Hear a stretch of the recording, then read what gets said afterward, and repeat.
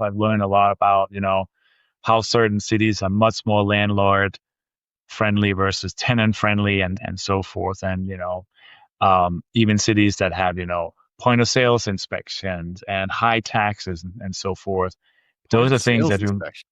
you ever heard of that? No, I haven't dealt with that. No, that's interesting. Tell me a little bit about that. Oh man, yeah, don't do that because it's basically in order to transfer a property, the city's, building department has to inspect the property and say, oh, there's all these problems with it that need to be fixed by the seller or the buyer, because you get all these violations. So that happens a lot in the Northeast, like Cleveland Heights, Ohio.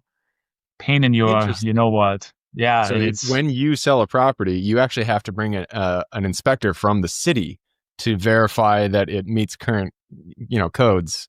And then if there are any problems, it has to be rectified before the sale is completed. this buyer can take on those liabilities, but it sits out there and say, here are the violations on this property. I mean, it can be silly things like a broken light bulb or a outlet that's missing or Hmm. it's a bigger issues, right? I mean, Yeah. construction. I mean, safety, huge safety issues, but it really creates an amazing administrative burden because then the city is just after you while and sometimes they may even hold escrow money back and say, oh, we estimate it's going to cost $15,000 to repair this. They're holding it, or the title company holds it, and you don't get it released until the repairs have been made and so forth. Hmm. So those are Yeah. painful, and so I would definitely advise people to stay away from cities that have those kinds of inspections and stuff like that because it's just ongoing and Yeah. so on.